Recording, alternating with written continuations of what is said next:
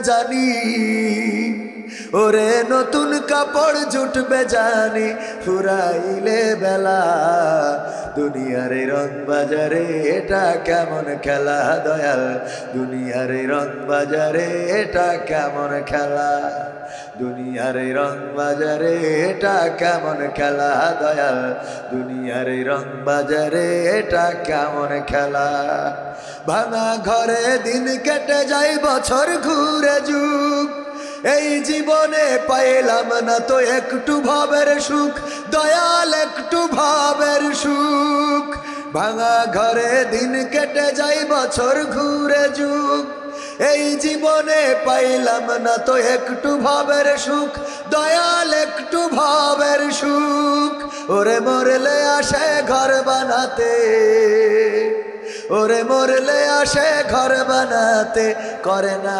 অবহেলা দুনিয়ার এই রং বাজারে এটা কেমন খেলা দয়াল দুনিয়ার এই রং বাজারে এটা কেমন খেলা দুনিয়ার এই রং বাজারে এটা কেমন খেলা দয়াল দুনিয়ার এই রং বাজারে এটা কেমন খেলা ওরে মরলে মানুষ দাম বাড়ে তার ওরে মরলে মানুষ দাম বাড়ে তার বাঁচতে অবহেলা দুনিয়ার এই রং বাজারে এটা কেমন খেলা দয়াল দুনিয়ার এই রং বাজারে এটা কেমন খেলা দুনিয়ার এই রং বাজারে এটা কেমন খেলা দয়াল দুনিয়ার এই রং বাজারে এটা কেমন খেলা ঠিক না বেঠিক ভুল বললাম মরার পরে দাম বাড়ে না কমে সবার মূল্য বেড়ে যায় যেই মানুষটার শীতের পোশাক নাই ওই মানুষটারও কাপড়ের অভাব হয় হয় যেই মানুষটার ঘরে চাল নাই টিন নাই সেই মানুষটারও কবর বানানোর জন্য গ্রামের লোক সবাই ছুটে আসে ঠিক তো অথচ যদি ঝড়ের দিন ঘরের টিন উড়ে যায় চাল উড়ে যায় যদি বলে যে আমার এই চালটা একটু ঠিক করে দাও তো দোকানে যেয়ে যদি ডাক দেয় তুবিরের বাজারে যে যদি বলে আমার ঘরের চাল লাগাতে হবে সবাই আসো কেউ সাড়া দিবে বলবে টাকা দিলে যাইতে পারে ঠিক না বেঠিক টাকা না দিলে কেউ চাল লাগাইতে আসবে কিন্তু লোকটা যখন মারা যায় মসজিদে যখন অ্যালার্ম বাজে না চোখেরই পলকে তুমি হতে পারো লাশ চিরতরে বন্ধ হবে তোমারই নিঃশ্বাস হবে আলাম তোমারি নাম মসজিদের মাইকে হবে আলাম তোমারি নাম মসজিদের মাইকে বাড়িওয়ালা নাই রে বাড়ি নাই রে দুনিয়াতে বাড়িওয়ালা নাই রে বাড়ি নাই রে দুনিয়াতে বাড়িওয়ালা নাই রে বাড়ি নাই রে দুনিয়াতে বাড়িওয়ালা নাই রে বাড়ি নাই রে দুনিয়াতে বাজবে তো এই অ্যালার্ম বাজলে আর গ্রামের লোক আলাদা করে টাকা লাগে যে ভাই আসো জানা যায় ভাই আসো কবর খুঁড়তে হবে সবাই চলে আসে তার মানে মরে যাওয়ার পরে দাম আছে না নাই অথচ কদর করা দরকার ছিল বেঁচে থাকতে সেটা আমরা করি আল্লাহ আমাদের বেঁচে থাকতে কদর করার তৌফিক দান করুন বলেন আমিন পশ্চিম সাইতাড়া মোল্লাপাড়া জামে মসজিদের উন্নয়ন কল্পে দিনের বেলায় আয়োজিত প্রথম বার্ষিক তাফসিরুল কোরআন মাহফিলের শ্রদ্ধাভাজন সভাপতি জনাব মোহাম্মদ ইউসুফ আলী সাহেব অধ্যক্ষ ভারপ্রাপ্ত মোহনপুর আদর্শ ফাজিল মাদ্রাসা সদর দিনাজপুর এছাড়া সহসভাপতি আছেন জনাব আলহাজ মোহাম্মদ রুস্তম আলী শাহ যিনি সভাপতি পশ্চিম সাইতাড়া ঈদগাহ মাঠ চিরির বন্দর দিনাজপুর প্রধান অতিথি হিসেবে উপস্থিত আছেন অসংখ্য আলেমের উস্তাদ আমারও উস্তাদ হাফেজ মাওলানা মোহাম্মদ আব্দুল করিম সাহেব আমি তার কাছে দোয়া চাচ্ছি দামাত বরকাতুহুম আল্লাহ রাব্বুল আলামিন তাকে হায়াতে তাইয়্যিবা নসিব করে দিন বলেন আমিন ওনার প্রতিষ্ঠিত মাদ্রাসায় অসংখ্য ছাত্র রয়েছে ওই মাদ্রাসার ছাত্র হতে পারলে নিজেকে ধন্য মনে করতাম এছাড়া আমার পাশে বসে আছেন আমাদের শ্রদ্ধাভাজন অ্যাডভোকেট মাইনুল আলম সাহেব আপনাদের পরিচিত মুখ জননেতা জননন্দিত নেতা আপনাদের অত্র অঞ্চলে আগামী দিনের আমরা প্রত্যাশী যে উনি যেন ভালো কিছু করতে পারেন বুঝতে পেরেছেন তো বুঝতে পেরেছেন কিনা আল্লাহ তৌফিক দান করুন বলেন আমিন আমাদের অ্যাডভোকেট মাইনুল আলম সাহেব আমার পাশে বসে আছেন ওনার ছাত্র হতে পারলে নিজেকে ধন্য মনে করতাম আলোচনা করেছেন মুস্তাফা কামাল ফারুকী আসার কথা ছিল মুসাদ্দিকুর রহমান বিন আলাউদ্দিন তার পরীক্ষার কারণে আসতে পারে নাই। এছাড়া আলোচনা করেছেন হাফেজ মাওলানা মোহাম্মদ জাহাঙ্গীর আলম আজাদি সাহেব। আমার ডানে বামে রয়েছেন অসংখ্য উলেমায়ে কেরাম, যাদের জুতা বহন করার যোগ্যতা রাখি না। আমার সামনে উপবিষ্ট দিনদারি মাদার মুসলমান ভাই বোনেরা, পর্দার অন্তরালে মা এবং বোনেরা, দাঁড়ানো আমার যুবকেরা, কলিজার টুকরারা, দাঁড়ালেও কোনো অসুবিধা নাই, বসলেও কোনো অসুবিধা নাই। বসলে সোয়াব বেশি, দাঁড়াইলে হয়তো একটু সোয়াব কম হইতে পারে, নাকি বেশি হবে সে ফেরেশতারা ভালো করে জানেন। তবে এখানে বসলে আল্লাহ রাব্বুল আলামিনের কোরআন শোনার আদব হলো কি, আল্লাহ বলেছেন ওয়াইদা কুরিয়াল কুরআন ফাসতামিউ লাহু ওয়া আনসিতু লাআল্লাকুম তুরহামুন। কি করো? যখন তোমাদের সামনে কোরআন পড়া হয়, বলা হয়, তখন তোমরা চুপ থাকো এবং হৃদয়ের কান দিয়ে শ্রবণ করো, যাতে করে তোমাদের উপরে আল্লাহর রাহমা বর্ষণ হতে পারে। বলেন সুবহানাল্লাহ। সুতরাং এখানে বসলে আল্লাহ রাব্বুল আলামিন আমাদের উপরে, দাঁড়ালেও রহম করবে না এটা বলেন নাই, তবে বসলে মনে হয় সেটা একটু আদব রক্ষা হয়, ভালো হয়। আল্লাহ কবুল করুন, তৌফিক দিন, বলেন আমিন। আমার মাইকের আওয়াজ যারা শুনছেন সবাইকে অন্তরস্থল থেকে সালাম জানাচ্ছি, আসসালামু আলাইকুম ওয়া রাহমাতুল্লাহি ওয়া বারাকাতুহু। আমরা শুকরিয়া আদায় করবো কার? কেন শুকরিয়া আদায় করবো? আল্লাহ আমরা না চাইতে অনেক নিয়ামত দান করেছেন, ঠিক না? দিয়েছেন না, দেন নাই? কত নিয়ামত দিয়েছেন। চোখ আছে বলে আপনারা আমাকে দেখছেন, চোখ আছে বলেই আজকে আমি এখানে। চোখ যদি না থাকতো তাহলে হতে পারতো দিনাজপুর আসতাম ঠিকই, কিন্তু গ্রামে আসতাম না, শহরের কোনো ব্রিজের মাথায় বসে ভিক্ষা করতাম, আল্লাহ আল্লাহ আল্লাহ আল্লাহ, ঠিক না? যদি চোখটা না থাকতো, যদি হাত না থাকতো, তাইলে একেবারে বোচা হাত দিয়ে কোথাও থাল পেতে বসে থাকতে হতো। যদি তো হুইল চেয়ার কিংবা এই জাতীয় চেয়ারে বসে ভিক্ষা করে খাওয়া ছাড়া রাস্তা থাকতো না, ঠিক না? দেখেন প্রতিবন্ধী যারা ভিক্ষা করে বেশি না কম? যত ভিক্ষুক ম্যাক্সিমামই তো প্রতিবন্ধী। মক্কায় গেলেও দেখা যায় হাত নাই পা নাই, লাইন দিয়ে বসে আছে, গিয়েছেন না? হ্যাঁ, সব লাইন দিয়ে। মক্কায় এখন ভিক্ষা করা শুরু করেছে, পুলিশ মাঝে মাঝে অ্যারেস্ট করে, তারপরেও ভিক্ষা করে, এবং বিকলাঙ্গ যারা তাদেরকে কিছু বলে না। তো বিকলাঙ্গ হাত নাই পা নাই, বসে আছে একেবারে লাইন দিয়ে। তো এইভাবে হাত পা না থাকলে আমাদের ভিক্ষা করে খাইতে হতো। যে আল্লাহ হাত দিয়েছেন, পা দিয়েছেন, চোখ দিয়েছেন, কান দিয়েছেন, কথা বলার শক্তি দিয়েছেন, সেই রবের শুকরিয়া আদায় করে বলছি আলহামদুলিল্লাহ।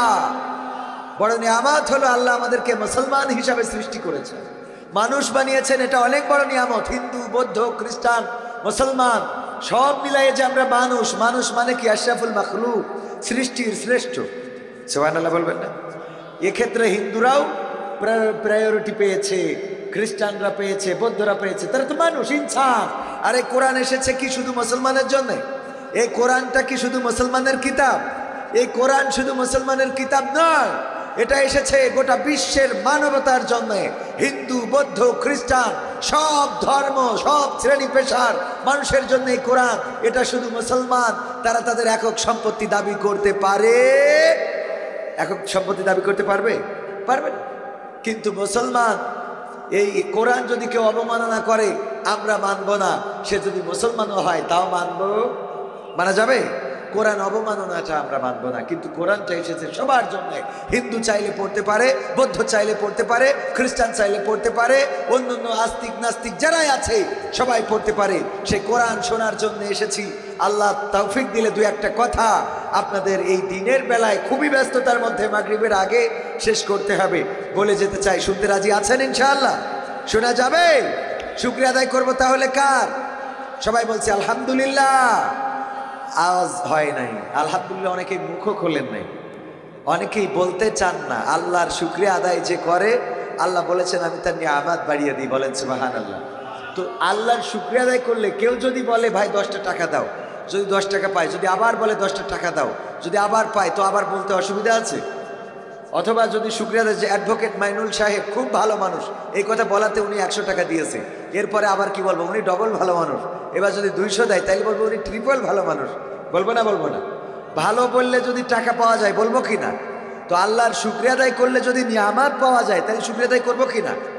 বোবা লোকে চলতে পারে বলতে পারে না, পঙ্গু লোকে বলতে পারে চলতে পারে না, কানা লোকে শুনতে পারে দেখতে পারে না, কালা লোকে দেখতে পারে শুনতে পারে না।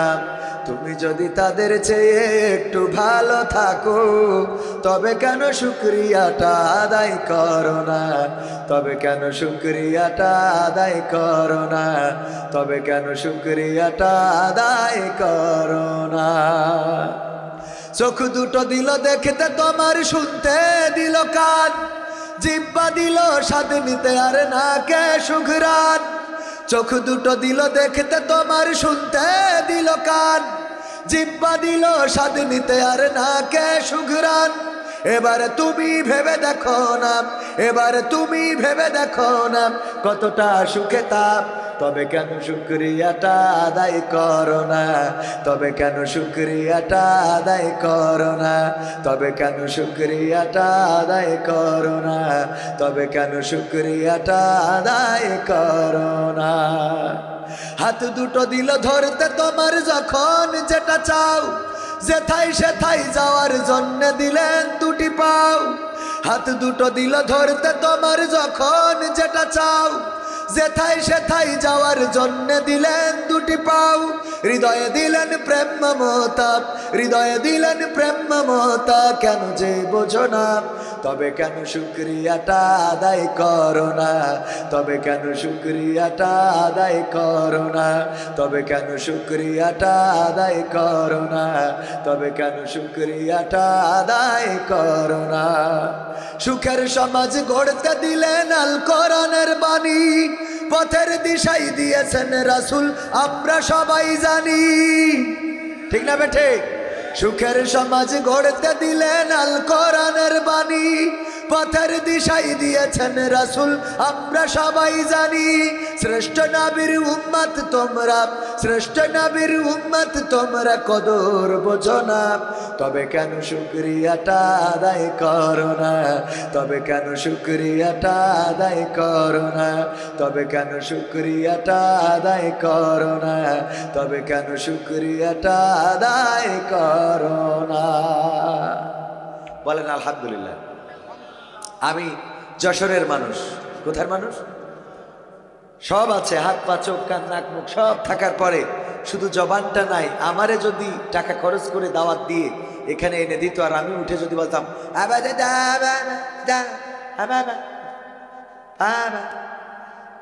কতক্ষণ শুনতেন? কতক্ষণ শুনতেন? 5 মিনিট। আমারে কিছু বলতেন না, কমিটিতে বলতেন এই কমিটির প্রধান কিনা ওরে ধরো। ঠিক না ভাই? ঠিক। শুধু জবানটা না থাকলে যে যুবকেরা লাইলাতুল ফেব্রুয়ারিতে আই লাভ ইউ বলো, হ্যাঁ, জবানটা না থাকলে আই লাভ ইউ না, যে ফুল নিয়ে বলতে আপা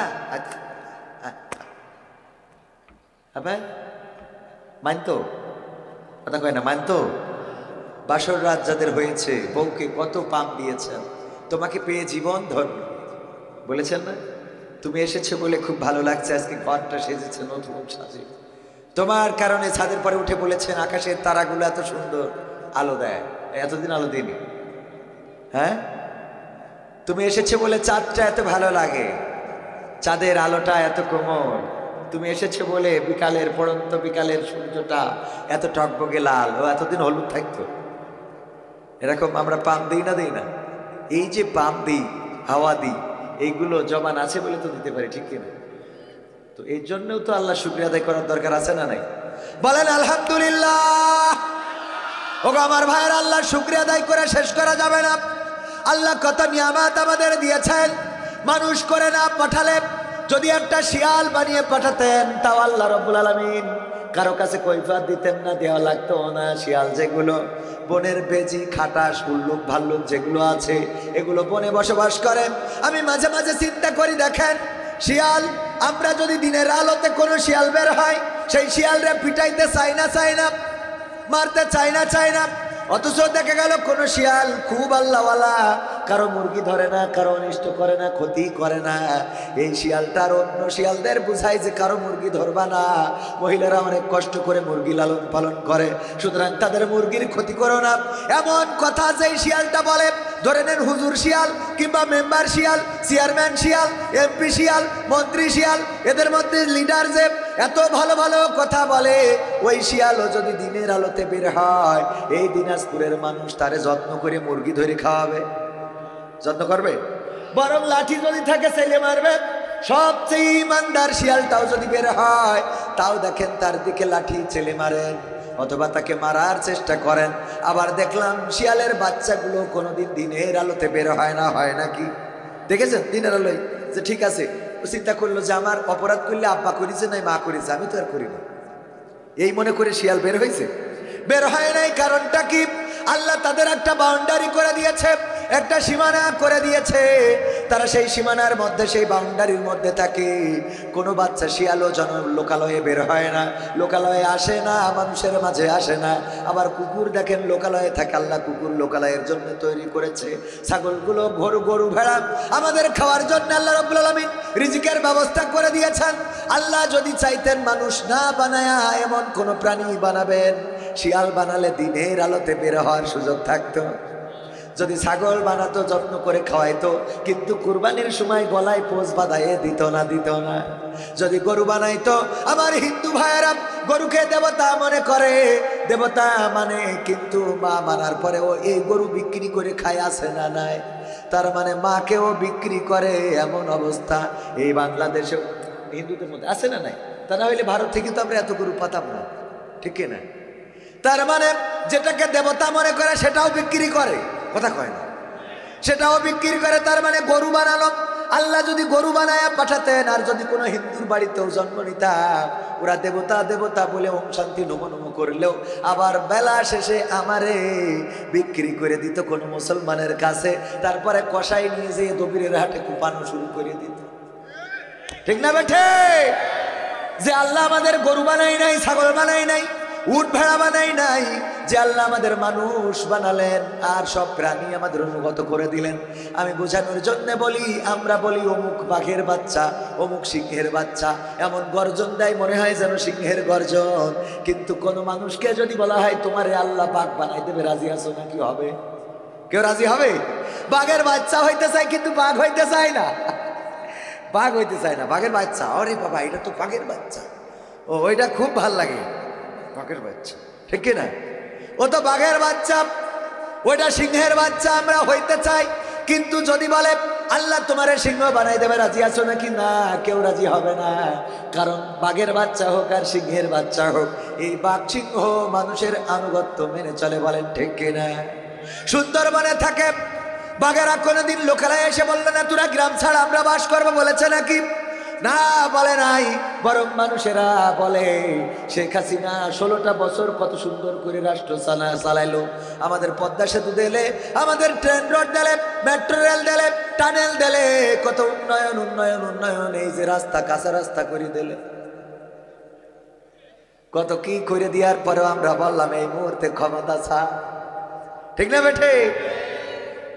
আমরা চেয়ার থেকে সরাই, একবার কার সরালাম? পাকিস্তান তাড়ায়ে আমরা বাংলাদেশ নিয়ে আসলাম, বঙ্গবন্ধুর বসালাম, বঙ্গবন্ধুর সরাই আবার জিয়াউর সরাই এরশাদ সরাই খালেদা জিয়া সরাই শেখ হাসিনা সরাই আবার খালেদা জিয়া, আবার তার সরাই আবার শেখ হাসিনা। আর এখন বাংলাদেশে এই যে জায়গায় এসেছি, 2টা পরিবারের একজনও বাংলাদেশে নাই, 2 পরিবারের একজনও এখন বাংলাদেশে নাই। না বিএনপির পরিবারের কেউ আছে, না আওয়ামী লীগের পরিবারের আছে, জিয়াউর রহমানের পরিবারের কেউ এখন বাংলাদেশে নাই। আবার বঙ্গবন্ধু শেখ হাসিনার পরিবারেরও কেউ আছে? কেউ নাই, সবাই চলে গেছে, ঠিক না বেঠে? সবাই চলে গেল, আমাদের বলল পালাবো না, বলেছে তো প্রয়োজন হলে ফখরুলের বাসায় গিয়ে উঠব, ঠাকুরগাঁওয়ে বাসা আছে না? আছে? সেও কি আছে? না না, আমরা পত্রিকার মাধ্যমে, খবরের মাধ্যমে কালকে জানতে পারলাম আমার যুবদলের আল্লাহর ওলিরা সহযোগিতা করে ভারতে পাঠায়, যশোর দিয়ে আমার বাড়ির পথে গেছে, আমি এখনো খুঁজে পেলাম না। এমপিরা সব কোথায় গেল, মন্ত্রীরা সব কোথায় গেল, কোথায় কাদের কাকা? তাদের ছাড়া দেশটা এখন লাগে ফাঁকা ফাঁকা। পালাবো না, পালাবে না, পালাবে না, যাই না তবু দেখা, পালাবে না, পালাবে না, যাই না তবু দেখা। তাদের ছাড়া দেশটা এখন লাগে ফাঁকা ফাঁকা, ওদের ছাড়া দেশটা এখন লাগে ফাঁকা ফাঁকা। আইন মন্ত্রী আটকে গেল আইনেরই ফাঁকে, দাড়ি ছাড়া দরবেশের ভণ্ড ভণ্ড লাগে। ঠিক না বেঠে? যারা ঠিক বলছে না ওরা কারা, কোত্থেকে এলো ওরা? আমার দাঁড়ানো ভাইয়েরা, ওই গ্যাপটা কি পূরণ করা যায়? শোনা একটু কুয়াশায় না থেকে ওই গ্যাপটা পূরণ করে দেন তো। আমার যুবকরা দেখি ইসলামের জন্য যুবকেরা কতটুকু নিবেদিত প্রাণ। ওই জায়গাটা পূরণ হয়ে গেলে আমরা সুন্দর করে আলোচনা শুরু করব। আমার কলিজার টুকরারা, আমি জানি আমার যুবকেরা খুব ভালোবাসেন, কলিজা দিয়ে ভালোবাসেন। একটু ভিতরে ঢুকে আমরা পরিবেশটা, এই সামিয়ানার নিচেই আল্লাহ রাব্বুল আলামিন এই মাহফিলটা নাজাতের ওসিলা করে দিতে পারেন। বলেন সুবহানাল্লাহ। আল্লাহ বলবেন ইকরা কিতাবাকা কাফা বিনাফসিকা আল-ইয়াওমা আলাইকা হাসিবা। পড়ো তোমার কিতাব, তুমি পড়ে তোমার হিসাব করে দাও। তোমার হিসাব করার জন্য তুমি যথেষ্ট। ওই দিন কিতাব পৃষ্ঠা উল্টাতে উল্টাতে সব পাবো। কবে কোন রাতে কোথায় গিয়েছি, কবে কোন দিনে কোথায় তাস খেলেছি, কোথায় জোয়া খেলেছি, কোথায় মদ খেয়েছি, কোথায় ফ্রি ফায়ার পাবজি খেলেছি, কোথায় ক্রাম বোর্ডের আড্ডায় ছিলাম, সব পাওয়া যাবে। এই মাহফিলটা পাওয়া, এটাও পাওয়া যাবে। আল্লাহ যদি বলেন আমলের খাতায় কি পাইছো কোনো আমল? আল্লাহর যদি বললে আল্লাহ দেখো এই একটা মাহফিলে বসেছিলাম বিকাল বেলায়, তুমি যদি চাও এই মাহফিলের ওসিলায় ক্ষমা করে দিতে পারো, আমার আল্লাহর এত দয়া এত মায়া, এই মাহফিলটা নাজাতের ওসিলা করে দিতে পারেন। বলেন সুবহানাল্লাহ। আল্লাহর সেই ইখতিয়ার আছে না নাই? আমি বললাম আল্লাহ যদি চাই শেখ হাসিনাকেও ক্ষমা করে জান্নাত দিবে, দিতে পারে না? পারে না? আমাদের সাবেক ইমাম সাহেব বলতেছে আল্লাহ তো পাগলেই গেছে। কয় আল্লাহ তো পাগলেই গেছে। বললাম আল্লাহ এই কথা কইতে হয় না, নাউজুবিল্লাহ। কয় আল্লাহ ওরে জান্নাত দেবে তো আমরা রয়েছি কি করতে? ওখান থেকে টেনে ধরবো। মানে কষ্ট এত। কয় 16টা বছর ঘরে ঘুমাতে দেয় নাই, ও যাবে জান্নাতে আর আমরা ওখানে বসে থাকবো। বলবো তাহলে ও থাক, আমরা জাহান্নামে গেলাম। ওখানে যে ধর্মঘট করো, আল্লাহ মাফ করুন, এভাবে বলা যাবে? তারপরেও মানুষের কষ্ট দিয়েছে, পীড়া দিয়েছে, বেদনা দিয়েছে, দুঃখ দিয়েছে। আলেমদের হাতে হাত করা, পায়ে ডান্ডা বেড়ি, বাবার জানাজায় শরীক হতে পারে নাই, মায়ের জানাজা পড়তে পারে নাই, বছরের পর বছর বাড়ি ফিরতে পারে নাই, সন্তানের মুখ দেখতে পারে নাই, জেলখানার মধ্যে রেখেছে 13টা বছর। কোরআনের পাখি আল্লামা দেলোয়ার হোসাইন সাইদিকে জেলখানায় রেখেই ক্ষান্ত হয় নাই। এই মানুষটাকে চিকিৎসার নামে ইনজেকশন পুশ করে এই পৃথিবী থেকে বিদায় করে দেওয়া হয়েছে। বলেন ঠিক কিনা? সুতরাং এই বাঙালি জাতি ভুলবে না।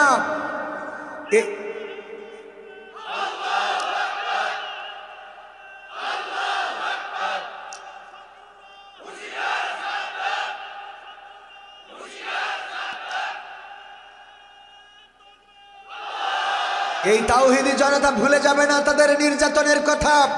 মসজিদে 5 জন বসে কোরআন হাদিসের আলোচনা করলেই বলা হতো নাশকতার পরিকল্পনা করা হচ্ছে। এই জাতীয় মাহফিল করতে গেলে অনুমোদনের পরে অনুমোদন, প্রশাসন ওসির কাছে গেলে যাও ডিসির কাছে, ডিসির কাছে গেলে কয় এমপির কাছে, এমপির কাছে গেলে বলে চেয়ারম্যান যদি রাজি থাকে, চেয়ারম্যানের কাছে গেলে বলে আমার তো কোনো অসুবিধাই নাই। মাহফিলের দিন হঠাৎ করে পুলিশ এসে কয় সব বন্ধ। ঠিক না বেঠে? কোরআনের কথাগুলো বলতে দাও নাই। এমন স্টেজ ছিল, হক কথা বলার কারণে জুতা পাই দেওয়ার টাইম পাই নাই, নেমে দৌড় দিতে হয়েছে। বাঙালি এত সহজে ভুলে যাবে? ছাত্র জনতার বুকের উপরে গুলি চালিয়েছ, আমার আবু সাইদকে শহীদ করেছ, আমার মীর মুগ্ধ পানি দিচ্ছিল, মুগ্ধ ছড়াচ্ছিল, বিস্কুট বিতরণ করছিল, এমন একজন ছাত্রকে পর্যন্ত তোমরা ক্ষমা করো নাই। তোমরা ইয়ামিনকে মেরেছ, তোমরা শান্তকে মেরেছ, তোমরা আমার ছাত্রদের বুকে গুলি চালিয়ে ক্ষান্ত হও নাই। এই লাশগুলোকে গাড়িতে ভরে আগুন জ্বালিয়ে পুড়িয়ে ছারখার করে দিয়েছ। বাংলার জনগণ আর যাই হোক এই জাতিকে ক্ষমা করবে না। পালালে কেন? দেশ তো তোমাদের বাবা, ঠিক না বেঠিক? দেশ তো তোমাদের বাবা। বলেছিলে হাসিনা পালায় না, বলেল না? বলে নাই? এই কথা বলে আবার পালিয়ে গেলে কেন? থাকো বাবার দেশে। জনগণকে যে কষ্ট দিয়েছ 16 বছরেরও বেশি সময় ধরে, জনগণ তোমাদের এমনিতে ছেড়ে দিতে চায় না। তোমরা এমনিতে এত সহজে পার পেয়ে গেলে হবে না, কারণ তোমরা তো তারা যারা আলেমদের হাতে হাত করা, পায়ে ডান্ডা বেড়ি, মামুনুল হক সুজা মানুষ তারে কুজা করে ফেলেছো, আমির হামজাকে জেলে ভরেছো, আজহারিকে বিদেশে পাঠিয়েছো, কোরআনের খাদেম যারা, ইসলামী আন্দোলনের নেতাকর্মী যারা, তাদেরকে জেলে দিয়ে তোমরা সুখ অনুভব করো নাই। এই জন্য পরিকল্পিতভাবে ভারতের প্রেসক্রিপশনে তাদেরকে ফাঁসির কাষ্ঠে ঝুলিয়ে শহীদ করেছো। তোমাদের ক্ষমা এই বাংলার তাওহীদি জনতা করবে না।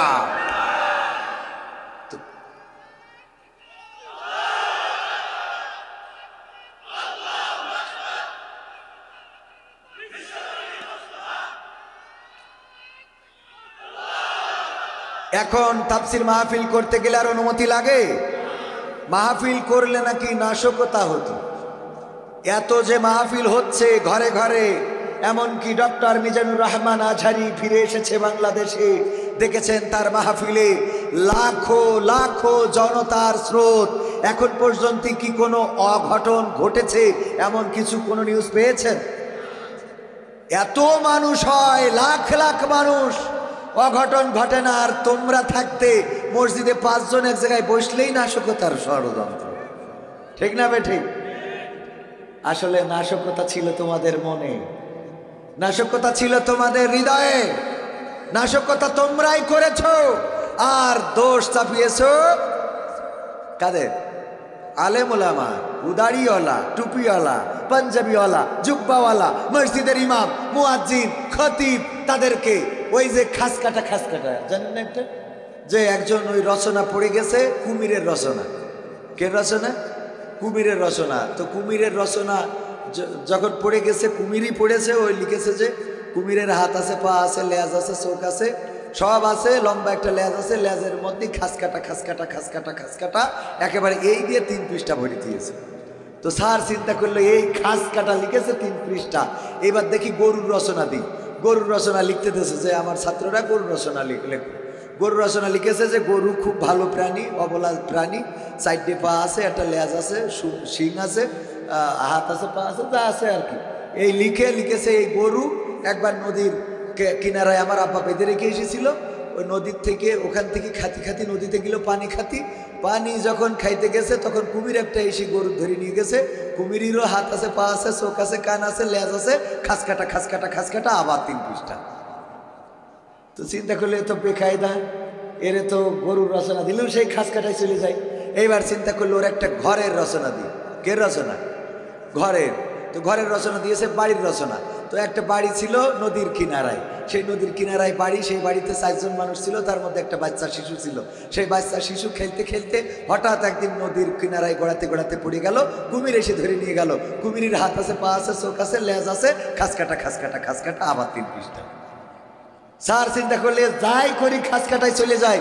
এইবার দিলে সিরাজউদ্দৌলার একটা রচনা লেখার জন্য, যে সিরাজউদ্দৌলার নামে রচনা লিখতে হবে। লিখলো। সিরাজউদ্দৌলা খুব ভালো মানুষ ছিল, অল্প বয়সে রাষ্ট্র ক্ষমতা পেয়েছিল।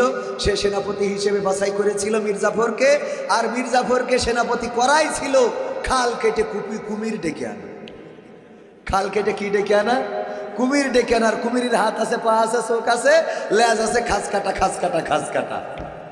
এই যে খাস কাটা আমাদের বিগত সরকারের আমলে ছিল খাস কাটা।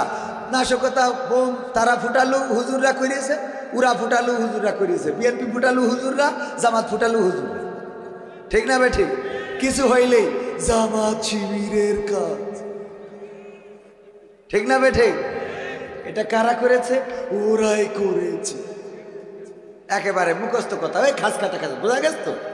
এই খাস কাটা আর বাংলাদেশে চলবে না। চলবে? এই খাস কাটা বাংলাদেশে চলবে না।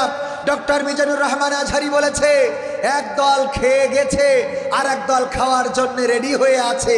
এই কথা বলাতে অনেকেই খেপে যাচ্ছে। আমার এক নেতা বলতেছে, দেখো কাদেরকে মিন করে বললো? আমি বললাম এ তো জামাত ইসলামের মিন করে বলেছে। কয় তুমি আমারে ভুল বুঝাও। কেন? কয় খায় কারা আমরা জানি না। জামাত ইসলাম খায়। আমি বললাম তোমাদের সর্বোচ্চ নেতা লন্ডন থেকে বলে দিয়েছে যদি কেউ চাঁদাবাজি করে তাকে ধরে নিয়ে আইনের আওতায় সোপর্দ করার জন্যে। সুতরাং যেই দলের সর্বোচ্চ লিডার চাঁদাবাজির জন্যে নিরুৎসাহ দেয়া শুধু নয়, আইনের হাতে সোপর্দ করতে বলে। ওই দলের যারা এই বাক্যে রেগে যাচ্ছে, আর যাই হোক, তারা ওই দলে বিশ্বাসী নয়। তারা প্রকৃত অর্থে বাংলাদেশ চাঁদাবাজি দল। তারা বিএনপি নয়, জাতীয়তাবাদী নয়, তারা চাঁদাবাজি দল, চাঁদাবাজি করে খাইতে চায়। সুতরাং তাদের নেতা যখন বলে চাঁদাবাজি করা যাবে না, তখন তারা তাদের নেতার কথাটাও শুনতে চায় না। আমরা 5ই আগস্টের পূর্ববর্তী সময়ে বলা যায় 36শে জুলাই পর্যন্ত রক্ত দিয়েছি, জীবন দিয়েছি, শহীদ হয়েছি এই বাংলাদেশ চাঁদাবাজিদের হাতে তাদের অভয়ারণ্য করে দেওয়ার জন্য নয়। এই দেশে আর কোনো চাঁদাবাজি চলবে না, এই দেশে সন্ত্রাসী চলবে না, খুন চলবে না, গুম চলবে না। আল্লাহর দেওয়া কোরআনের আইন মোতাবেক এই দেশটাকে চালাতে হবে, বলেন ঠিক কিনা? এই দেশ কোরআন দিয়ে চলতে হবে, কোরআন দিয়ে চালাতে হবে। চাঁদাবাজিদের ঠাঁই বাংলাদেশে নাই, বলেন চাঁদাবাজিদের ঠাঁই, চাঁদাবাজিদের ঠাঁই বাংলাদেশে কোনো চাঁদাবাজের ঠাঁই হবে না, কোনো সন্ত্রাসীর ঠাঁই হবে না, কোনো ধর্ষকের ঠাঁই হবে না। অনেকেই বলে 5ই আগস্টের পরে হিন্দুদের উপরে নির্যাতন বেড়েছে। ভারত থেকে বলে থাকবে না বাংলাদেশ, বাংলাদেশ থাকবে না। তো থাকবে না, তার তোর অসুবিধা কি আছে? না নাই? এই এলাকায় হিন্দু আছে, কোনো মুসলমান কি হিন্দুর বাড়িতে লাঠি মেরেছে? আমার হিন্দু ভাইয়েরা দেখছি মাহফিলেও ঘুরে বেড়াচ্ছেন, এসেছেন, কারণ এটা প্রতিবেশী তারা আমাদের, ঠিক কিনা? তারা আমাদের প্রতিবেশী। এখানে আমার চোখে পড়েছে যে ধুতি পরে আমাদের হিন্দু অনেক মুরব্বী, তারা কিন্তু মাহফিলে আছেন, এসেছেন। ডানে বামে আমাদের মহিলারাও, হিন্দু মহিলারাও এসেছে, দেখেছেন আপনারা? এসেছে, এটা প্রতিবেশী। তারা এখানে শুনতে, বেড়াতে, দেখতে আসতে পারে। কোনো হিন্দুর পরে এই মাহফিল হচ্ছে, যারা বলতো মাহফিলে নাশকতা হয়, যদি নাশকতা হয়, আমাদের হিন্দু মায়েরা, বোনেরা, হিন্দু দাদারা, কাকারা, তারা ঘুরে বেড়াচ্ছে এখানে। ওই যে যাচ্ছে, আমার মনে হয় উনিও হিন্দু, এখন আপনারা তাকাইলে দেখতে পারবেন। তো দেখেন, ওনাদের পরে কেউ কোনো আক্রোশ নিয়ে খারাপভাবে কেউ কোনো কথা বলেছেন না? বলে? কেউ বলে না। এটা তো ইসলাম। অথচ ওই দেশ থেকে বলে যে না কাটলি নাকি বের হতে দিচ্ছে। হ্যাঁ, ঘটেছে এরকম কিছু? কথা কয় না, ঘটেছে এরকম কিছু? ঘটে নাই। এগুলো অপপ্রচার। কি প্রচার? অপপ্রচার। অথচ ইসলাম শিখিয়েছে কেমন করে প্রতিবেশীর সাথে আচরণ করতে হবে, বলেন সুবহানাল্লাহ। আমর ইবনে আস রাদিয়াল্লাহু তাআলা আনহু, গভর্নর, দামেস্কের গভর্নর, ওমর রাদিয়াল্লাহু তাআলা আনহু নিযুক্ত গভর্নর। হঠাৎ করে দামেস্কে একটা খ্রিস্টান পাড়ায় তাদের যীশু খ্রিস্টের মূর্তির নাককে যেন ভেঙে ফেলেছে। এই নিয়ে খ্রিস্টান পাড়ায় গোলমাল বেঁধে গেল। খ্রিস্টান পাড়ায় সবাই একত্রিত হয়ে গেল যে আমাদের এই যীশু খ্রিস্টের নাক নিশ্চয় কোনো মুসলমান ভেঙে দিয়েছে, তাছাড়া আমাদের এই মূর্তির নাককে ভেঙে দেবে। তারা যখন আলোচনা করছে, তাদের পাদ্রী যে ধর্মীয় লিডার যে, সে এসে বলল, চলো আমরা এখানে গোলমাল করে কোনো লাভ নাই, ঝগড়া করে কোনো লাভ নাই, আমরা এখানে চিল্লায়ে কোনো লাভ নাই। আমরা আমাদের এই দামেস্কের গভর্নর আমর ইবনে আস রাদিয়াল্লাহু তাআলা আনহুর কাছে যাই, তার কাছে যে আমরা বিচার দেব। সে তো ওমর রাদিয়াল্লাহু তাআলা আনহু নিযুক্ত গভর্নর, দেখা যাক সে কি বিচার করে দেয়। দামেস্কের গভর্নর আমর ইবনে আস রাদিয়াল্লাহু তাআলা আনহুর কাছে গেল। যাওয়ার পরে বলল, আমাদের যীশু খ্রিস্টের নাক কে যেন ভেঙে ফেলেছে, যীশু খ্রিস্টের মূর্তির নাক কে যেন ভেঙে ফেলেছে। আমরা বিচার চাইতে এসেছি, আমাদের বিচার করে দিতে হবে। আমর ইবনে আস রাদিয়াল্লাহু তাআলা আনহু বললেন, ঠিক আছে, তোমরা আমাকে একটা সময় দাও, আমাকে একটু সময় দাও, আমি সেই সময়ের মধ্যে খুঁজে বের করবো কে নাক ভেঙেছে বা কারা নাক ভেঙেছে। আমি যদি তাদের খুঁজে বের করতে পারি, দৃষ্টান্তমূলক শাস্তির ব্যবস্থা করব। সময় দেওয়া হলো 1 দিন, 2 দিন, 3 দিন। সময় যখন পার হয়ে গেল, তারপরে আমর ইবনে আস খুঁজে পেলেন না কে নাক ভেঙেছে। সময় শেষে আবার খ্রিস্টানেরা আমাদের আমর ইবনে আস রাদিয়াল্লাহু তাআলা আনহুর কাছে চলে আসলো, এসে বলল, এখন পর্যন্ত তো আপনি ধরতে পারেননি, এখন আপনি কি বলবেন? আমর ইবনে আস বললেন, আমার থেকে প্রস্তাব 2টা। কয়টা? সবাই বলেন কয়টা? 2টা প্রস্তাব। 1 নম্বর প্রস্তাব হলো, তোমরা যদি চাও তাইলে যেই নাকটা ভেঙে ফেলেছে ওই নাকটা আবার সুন্দর করে বানিয়ে নিতে পারো, সুন্দর করে ওটা রিফাইন করে নিতে পারো, খরচ যা লাগে রাষ্ট্র বহন করবে। বলল না, আমরা এটা মানি না। তাইলে আমার 2 নম্বর প্রস্তাব হলো, ওই মূর্তিটা তোমরা ফেলে দাও, নতুন আর একটা মূর্তি বানিয়ে নাও, বানাতে যত টাকা খরচ লাগে সেই খরচ রাষ্ট্র বহন করবে। বলল না, আমরা এটাও মানি না। আমর ইবনে আস রাদিয়াল্লাহু তাআলা আনহু বললেন, তাইলে আমার কাছে আর কোনো অপশন নাই, এখন তোমরা কোনো অপশন বলো। খ্রিস্টানেরা বলল, ওগো আমর ইবনে আস, আমাদের দাবি হলো আমাদের যিশু খ্রিস্ট, আমরা তাকে আল্লাহর পুত্র বলে মানি, আমরা তাকে আমাদের ত্রাণকর্তা বলে মানি, আমাদের নবী বলেও মানি। সুতরাং আমাদের নবীর নাক যেমন ভেঙেছে, তোমাদের নবী হলো মুহাম্মদ, সেই মুহাম্মাদের একটা মূর্তি নির্মাণ করব, আর সেই মূর্তির নাক, আমাদের মূর্তির নাক যেখান থেকে ভেঙেছে সেখান থেকে ভেঙে দিয়ে আমরা প্রতিশোধ নিয়ে নেব। বলে নাউজুবিল্লাহ। আমর ইবনে আস রাদিয়াল্লাহু তাআলা আনহু রেগে গেলেন, কিন্তু রাগ কন্ট্রোল করলেন, কারণ তিনি এখন গভর্নর, তিনি চাইলেই রাগ করতে পারবেন। আমার মাইনুল সাহেব অ্যাডভোকেট, উনি যদি জনগণের নেতা হন, জননন্দিত জনপ্রিয় জননেতা, উনি যখন নেতা হয়ে যাবেন, উনি যদি এমপি, কোনো এমপি হইতে পারেন, আল্লাহ যদি কবুল করেন, তাইলে উনি শুধু মুসলমানদের এমপি, হ্যাঁ, শুধু হিন্দুদের এমপি, শুধু খ্রিস্টানদের না, শুধু মুসলমানের নয়, শুধু হিন্দুদের নয়, শুধু খ্রিস্টানদের নয়, এই গ্রামে, এই দিনাজপুরের এই আসনে যারাই বসবাস করে সবার এমপি হিসাবে উনি নির্বাচিত হবেন। ভোট দিক আর না দিক, সবার অধিকার উনার নিশ্চিত করে দেয়া লাগবে। এটাই ইসলাম বলে। ওমর রাদিয়াল্লাহু তাআলা আনহু মাথায় আটার বস্তা নিয়ে ছুটে চলছেন। সহযোগীরা বললেন, আটার বস্তা ও গোবর আপনি নিজে কেন মাথায় নিলেন, আমাদের মাথায় তুলে দেন। ওমর রাদিয়াল্লাহু তাআলা আনহু বললেন, ওগো আমার সহকর্মীরা, ওগো আমার সহযোদ্ধারা, ওগো আমার সাথীরা, তোমরা জানো না আমি রাতের অন্ধকারে ঘুরে ঘুরে দেখছিলাম কোন বাড়িতে খেয়ে আছে, কোন বাড়িতে না খেয়ে আছে। এমন একটা বাড়ি দেখলাম যে বাড়িতে ছোট ছোট বাচ্চা শিশুরা, তাদের খাবার নাই। মা জননী বাড়িতে হাঁড়িতে পানি দিয়ে পাথর ঢুকিয়ে জাল দেয়, আগুন জাল দেয়, জাল দিতে থাকে। মা সন্তানেরা বলে, মা রান্না হতে আর কত দেরি, আর কত সময় লাগবে, এই তো আর একটু পরে হয়ে যাবে। এই কথা বলতে বলতে সন্তানেরা একে একে ক্লান্ত হয়ে ঘুমিয়ে গেল। আমি ওই বাড়িতে ঢুকলাম আর ওই বুড়িমাকে জিজ্ঞাসা করলাম, ওগো বুড়িমা, কি রান্না করছিলে, এখনো রান্না হলো না, অথচ সন্তানেরা ঘুমিয়ে গেল, অথচ সন্তানেরা ঘুমিয়ে গেল, কি এমন রান্না করছিলে? ওমর রাদিয়াল্লাহু তাআলা আনহুকে জানালো ওই বুড়িমা যে, দেখো এই হাড়ির মধ্যে আছে পাথর, এই পাথর কি কোনোদিন সিদ্ধ হবে, কোনোদিন কি রান্না হবে? এটা তো রান্না কখনো শেষ হবে না, কিয়ামত পর্যন্ত যদি জ্বালায়। বলল, কেন পাথর রাঁধছিলে? দেখো আমার বাড়িতে কোনো খাবার নাই, আমার বাড়িতে এমন কোনো খাবার নাই যেটা আমি সন্তানদেরকে খাওয়াবো। ওরা কান্না করছে, মাগো খেতে দাও, খেতে দাও। কি করে খাওয়াবো? সান্ত্বনা দেওয়ার জন্য হাড়ির মধ্যে পানি দিয়েছি, পাতিলের মধ্যে পানি দিলাম, আর পাথরগুলো ঢুকালাম, রান্না শুরু করলাম। আমি জানি ওরা একসময় ক্লান্ত হয়ে ঘুমিয়ে পড়বে, এই কারণে আমি পাথর জ্বালাচ্ছি। ওমর রাদিয়াল্লাহু তাআলা আনহু নিজের পরিচয় প্রকাশ করলেন না, ছুটে চলে গেলেন। আটার বস্তা মাথায় নিয়ে ছুটে আসছেন, আটার বস্তা মাথায় নিয়ে ছুটে আসছেন। সাহাবীরা, নবীর অন্যান্য সাহাবীরা বাধা দিলেন।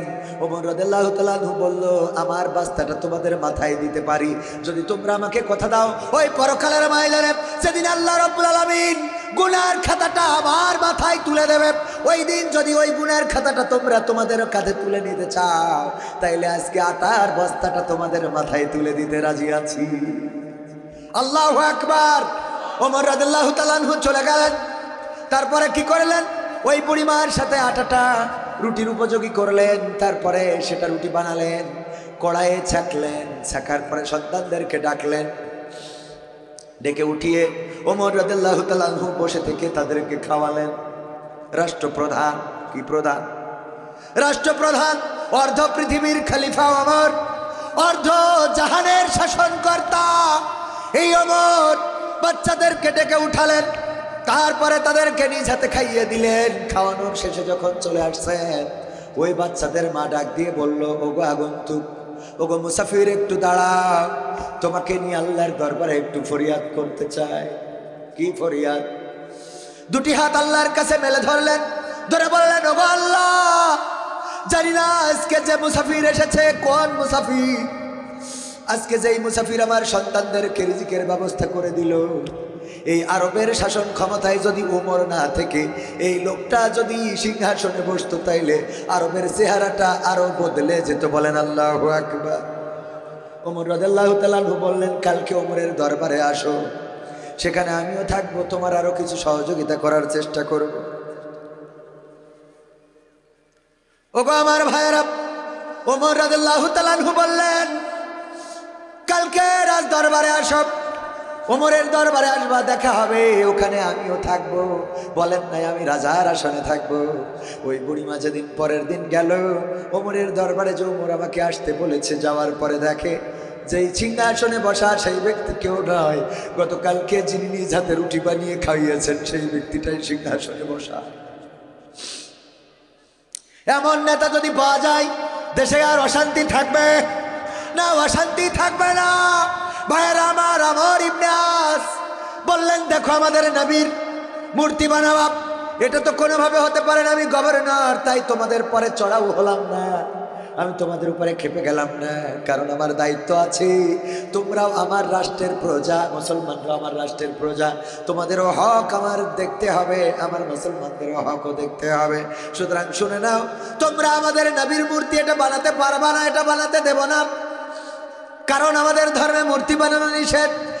আর আমাদের নবীর মূর্তি, এটা তো প্রশ্নই আসে না, ঠিক কিনা? আমার রাসূলের অপমান সইবে না রে মুসলমান।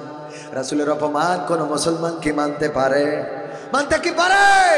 রাসূলের অপমান যদি আমার সন্তান করে মানব, আমার সন্তান করলে মানব না, আমার আব্বা করলে মানব না, আমার নেতা অ্যাডভোকেট মাইনুল আলম সাহেব করলেও মানব না। ওগো আমার ভাইরা, তেমনি ভাবে অন্য ধর্মের লোকও যদি আমার রাসূলের অপমান করে মানা হবে? মানা হবে না? মানা হবে না। আমার রাসূলের অপমান মানব না। আমার ইবনে আস রাদিয়াল্লাহু তাআলা আনহু বললেন, দেখো আমি তোমাদের 3 নম্বরে একটা প্রস্তাব দিই, আমার প্রস্তাবটা পছন্দ হয় কিনা দেখো। প্রস্তাবটা কি? আমার প্রস্তাব হলো, তোমাদের যীশু খ্রিস্টের মূর্তির নাক যেখান থেকে ভাঙা হয়েছে, তোমরা চাইলে আমার নাকটা ওই জায়গা থেকে কেটে নিয়ে তোমাদের মূর্তির নাকে বসাতে পারো। আল্লাহু আকবার। আমর ইবনে আস এই কথা এই জন্য বললাম, অনেকেই হিন্দু ভাইয়েরা তো এটা মনে করেন না মুসলমানেরা মূর্তি ভাঙে, বরং মূর্তি ভাঙা হয়েছে পরিকল্পিত করে, ষড়যন্ত্র করে, পরিকল্পনা করে ভাঙা হয়েছে, যেন মূর্তি ভেঙে দেখানো যায় বাংলাদেশে সংখ্যালঘুরা শান্তিতে না। ঠিক না বেঠে? বাংলাদেশে সংখ্যালঘুরা শান্তিতে নাই, এটা দেখানোর জন্য পরিকল্পিতভাবে ষড়যন্ত্র করে তাদের প্রেতাত্মারা মূর্তি ভাঙে। আর মুসলমানেরা এবারের দুর্গা পূজায় আমার জামাতে ইসলাম, বিএনপি ছিল কিনা জানি না, মাদ্রাসার ছাত্রছাত্রী অনেকেই ছিল, মূর্তির পাহারা দিয়েছে না দেয় নাই? মূর্তির পাহারা দিয়েছে, তাহাজ্জুদের নামাজ পড়েছে মন্দিরের সামনে। ঠিক না বেঠি? যারা বলে এই দেশে সংখ্যালঘু নির্যাতিত হচ্ছে, আমি বলি ও দাদারা, তোমরা একটা প্রমাণ দিতে পারবা না এই বাংলাদেশে কোন মন্দির ভেঙে মসজিদ বানানো হয়েছে? আছে? একটাও মন্দির ভেঙে মসজিদ বানানো হয় নাই, গির্জা ভেঙে মসজিদ বানানো হয় নাই, প্যাগোডা ভেঙে মসজিদ বানানো হয় নাই, গুরুদ্বারা ভেঙে মসজিদ বানানো হয় নাই। কিন্তু যেই দাদারা আমাদের দেশ নিয়ে অভিযোগ করে, ষড়যন্ত্র করে, আমরা ওই দাদার দেশে দেখেছি আমাদের বাবরি মসজিদ, কলিজার মসজিদ, প্রাণের মসজিদটারে ভেঙে রাম মন্দির বানিয়েছে। ঠিক না বেঠে? আমি বলেছি, নরেন্দ্র মোদী তুমি অসাম্প্রদায়িকতার কথা বলো, আমার বাংলাদেশে যতটা অসাম্প্রদায়িকতা আছে এটা বিশ্বের ইতিহাসে নাই।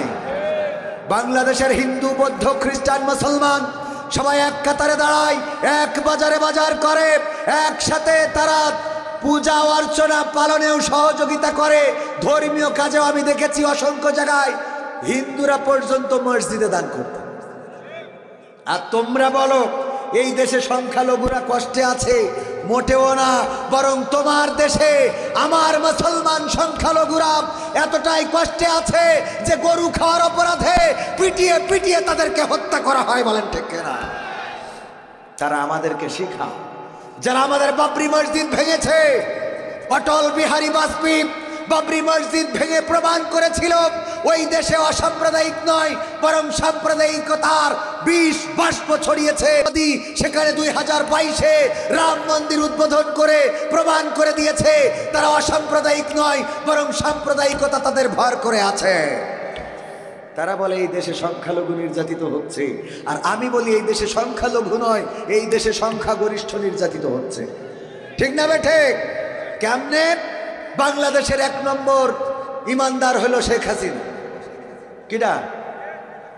বঙ্গবন্ধুর পরিবার এসেছিল ইসলাম প্রচারের জন্য, সেই পীর আউলিয়ার পরিবারের সন্তান।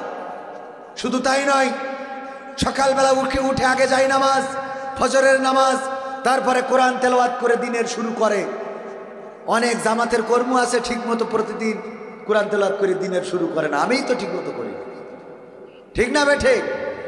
তাহলে ইমানদার ওইটা বড় না ছোট? 560টে মসজিদ বানাই দিলে গোটা বাংলাদেশে, এই বড় আল্লাহওয়ালা ইমানদার প্রথমে তো সেই বিপদের মধ্যে পড়েছে, সেই তাদের দেশে চলে গেল। তাহলে ও সংখ্যালঘু না সংখ্যাগরিষ্ঠ? তাহলে নির্যাতন হচ্ছে সংখ্যাগরিষ্ঠ না সংখ্যালঘু? 2 নম্বর, হযরত শামীম ওসমান হাফিজাহুল্লাহ, এমন কোন রাত নাই 80-90 রাকাত তারাবি তাহাজ্জুদের নামাজ না পড়ে ঘুমাই না। এই পরেজগার এখন আবার শুনছি সৌদি আরবে যাইয়ে খালি ইবাদতের পরে আছে। শুনেছেন কিনা?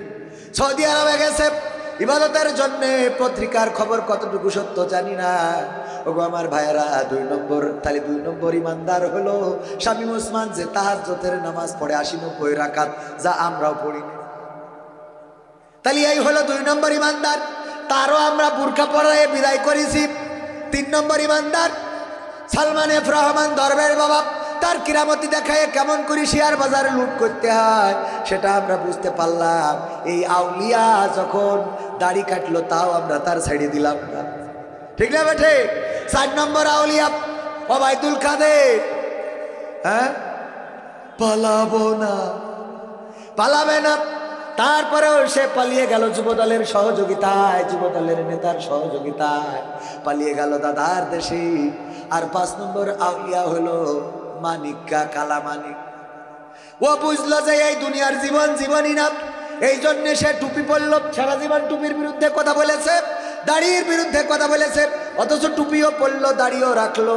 তারপরে চলে গেল বনবাসে, যে আল্লাহর ইবাদত করবো। বাগানের মধ্যে যেয়ে কলা পাতায় শুয়ে রয়েছে, আর বাঙালি এমন বেরসিক, ওরে ধরিয়েছে তো ধরিয়েছে, বিসি দুটো খুলে নিয়েছে।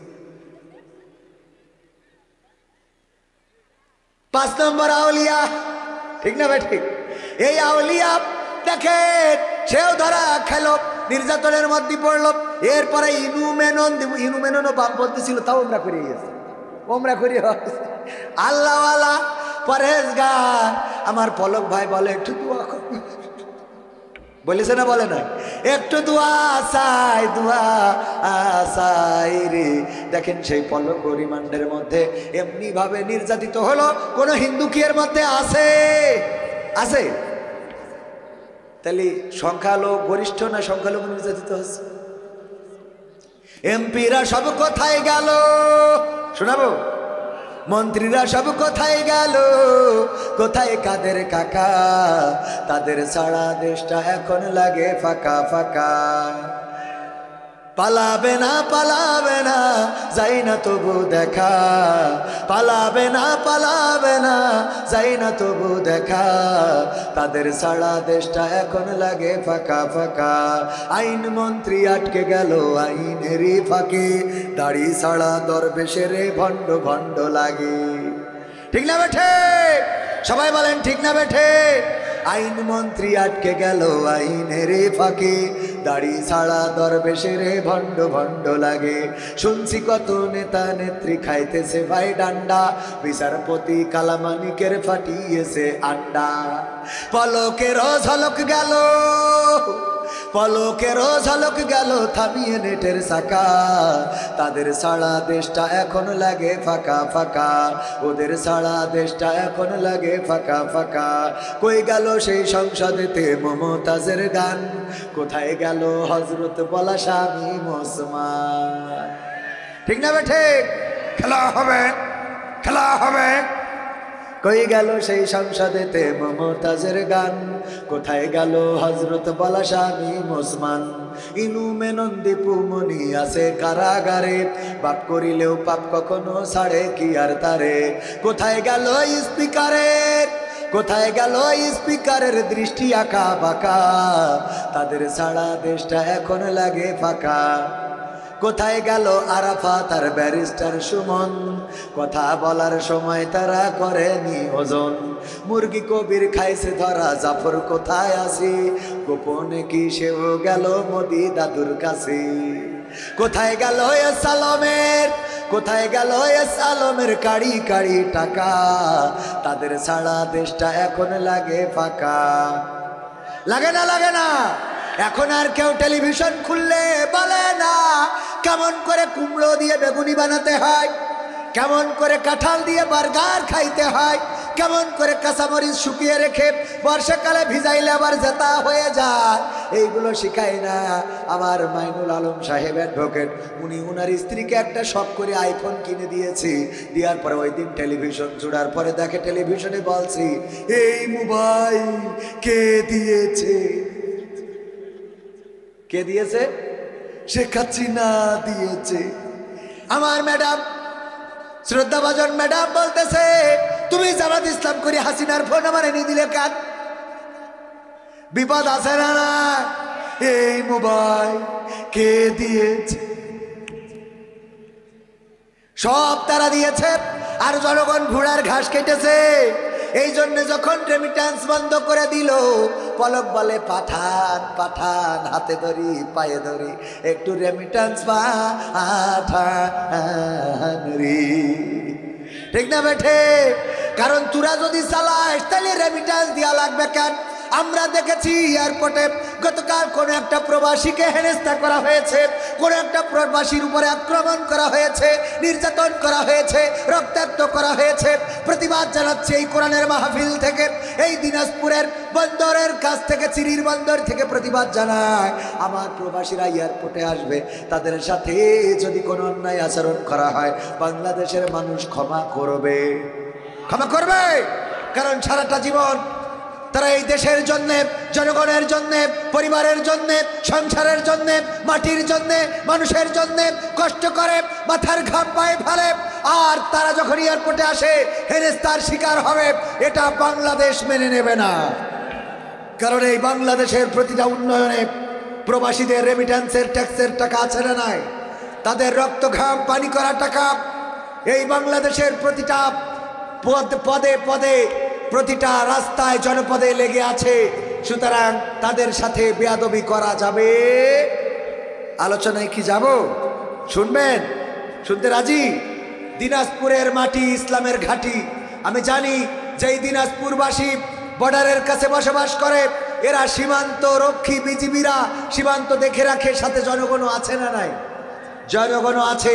1952-তে এই জনগণই রক্ত দিয়ে প্রমাণ করেছিল, রক্ত দিতে জানি, জীবন দিতে জানি, কিন্তু মায়ের ভাষার অধিকার ছেড়ে দিতে জানি না। 1971-এ রক্ত দিয়ে প্রমাণ করেছিল, রক্ত দিতে জানি, জীবন দিতে জানি, শহীদ হতে জানি, কিন্তু আমরা বাংলাদেশের মানচিত্রের অধিকার ছেড়ে দিতে জানি না। 2024-এ এসে রক্ত দিয়ে প্রমাণ করেছিল রক্ত দেব, জীবন দেব, শহীদ হব, কিন্তু এই বাংলাদেশে স্বৈরাচার মেনে নেব। আগামী দিন যদি রক্ত দেওয়ার জন্য ডাক আসে, ইসলামী আন্দোলনের জন্য যদি ডাক আসে, কোরআন কায়েমের জন্য যদি ডাক আসে, রাজপথে থাকার জন্য যদি ডাক আসে, ইসলামী আন্দোলনের নেতা কর্মীরা যদি বলে রাজপথে ঝাঁপিয়ে পড়ো, আল্লাহর দিন আল্লাহর জমিনে বাস্তবায়ন করতে হবে, সব কিছু ভুলে দলমত নির্বিশেষে রাজপথে থেকে আল্লাহর দিন কায়েমের জন্য, কোরআন কায়েমের জন্য যদি রক্ত দিতে হয়, রক্ত দেব, জীবন দেব, শহীদ হব, রক্তের সাগরে সাঁতার কেটে কেটে একটি রক্তাক্ত বিপ্লবী কালেমার পতাকা বাংলার জমিনে উড়াতে রাজি কারা কারা দেখতে চায়?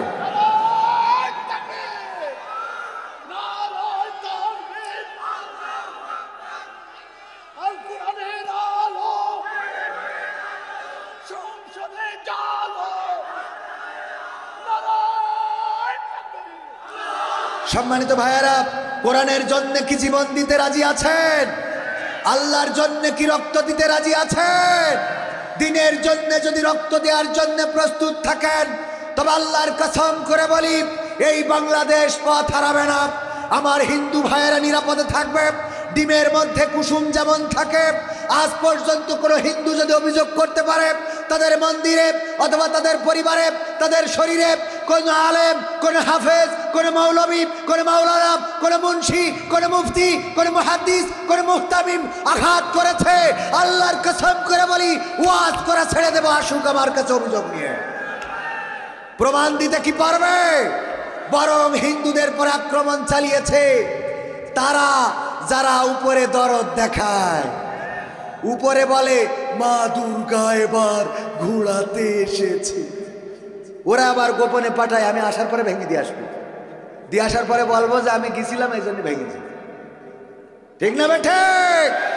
এখানে এসে বলে মা দুর্গা ঘোরাতে এসেছে, আবার লোক পাঠায় দিয়েছে ভেঙেছে। তুই ঘুরাই পাঠায় আবার ভাঙলি কেন? এই ঠিক বলছি না ভাই? ঠিক বলছি। সুতরাং দিন কায়েম হওয়া মানে আজকে দিন কায়েম নাই বলে মডেল মসজিদ সরকারিভাবে করেছে, ওই মসজিদের জন্য কি টাকা চাওয়া লাগে? ইমামের জন্য বেতনের জন্য টাকা চাওয়া লাগে? বলেন লাগে?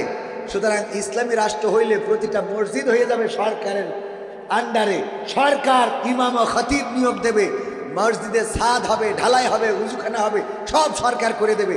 এখন সরকার যেহেতু এখনো হয় নাই ইসলামী, এখনো যেহেতু ডক্টর ইউনূস, সুতরাং মসজিদের কিছু দায় দায়িত্ব আমাদের পালন করার দরকার আছে না নাই?